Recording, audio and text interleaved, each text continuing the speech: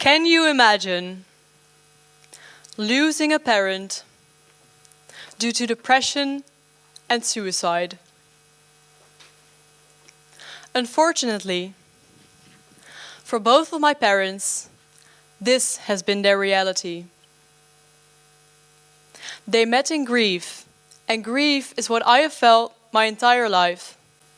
It was never really spoken out, but it was always there, like a dark cloud, hovering above my shoulders and moving through our house, through my parents, my caregivers, who were blinded by this darkness. Because of this, I grew up from a place of survival, rather than a place of love, and it shaped the way I saw the world. For a very long time, all I believed was that the world is a dangerous place, and it was this belief that influenced all my thoughts, choices, and behavior, and thus shaped my experiences in life. During my education and child studies in Leiden, I've come to understand that beliefs are shaped in childhood. How does this happen? And why is it then that my framework of beliefs was so negatively focused? To find an answer to this question, we first have to travel back in time to when my parents were still children themselves. Picture this: a boy and a girl whose mothers were depressed, whose fathers mostly uninvolved. A younger sibling who gets in trouble often is a handful, and parents who have no clue how to deal with that in a healthy, supportive manner.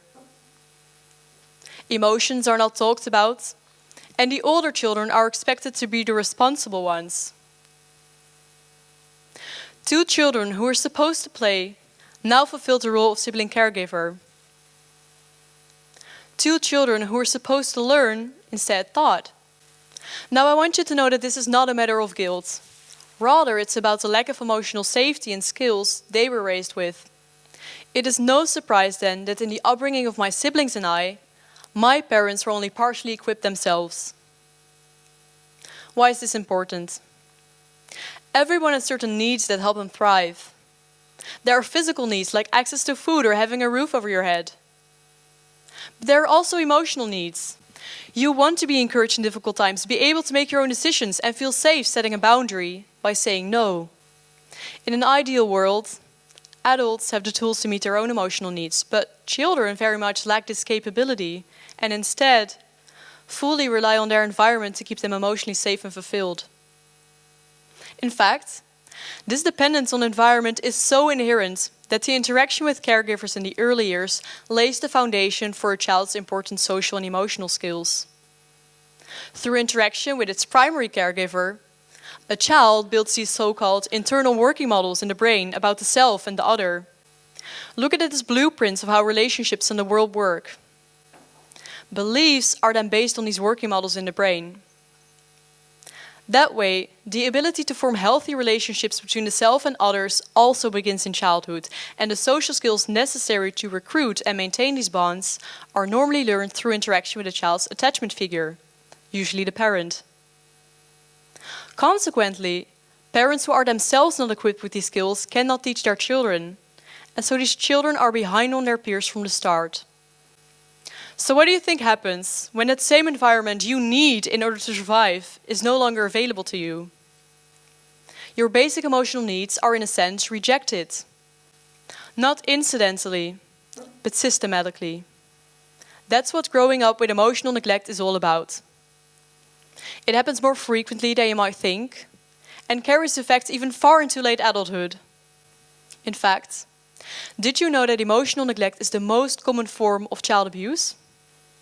Research points out that such children have a 2 to 4 times higher chance of developing a psychiatric disorder in later life. Among adults with psychiatric disorders, about 43% had a history of emotional neglect. Even though emotional neglect is a very common form of child abuse, it is also a very hidden form, which makes it hard for others to recognize. According to researcher Soren, children who are raised in an emotionally neglectful environment usually lack the tools to respond to painful emotions, and as a result they may adopt to the belief that emotions are bad, dangerous, something to be avoided. This way, Children learn to suppress and ignore their own emotions too. But the negative effects don't end here.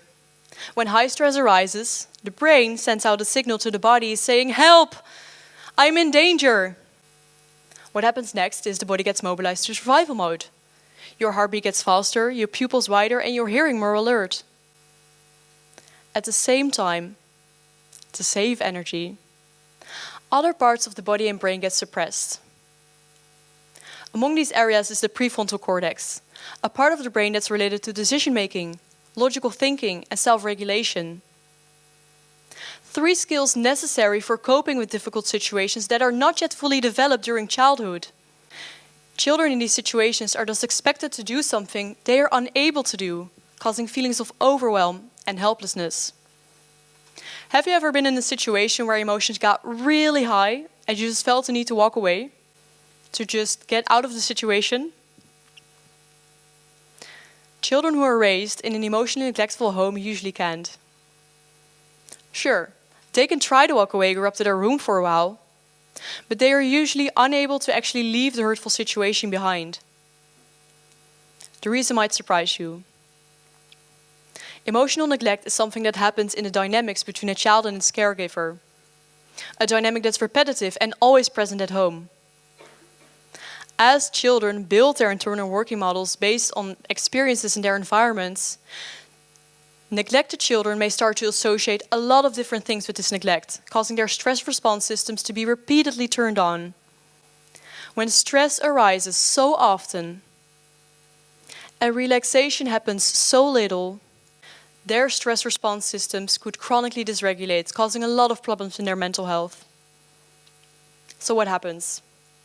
Children with a dysregulated stress system become easily hyperactive or hypoactive, meaning they'll either get overstimulated, anxious and alert, or understimulated, shut down and depressed.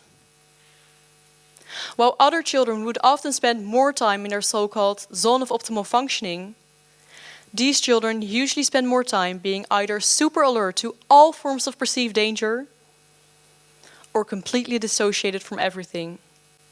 I say perceived danger on purpose, because the smallest things that another person might not even notice, like a scent or the sound of footsteps approaching, could set off someone else's fire alarm.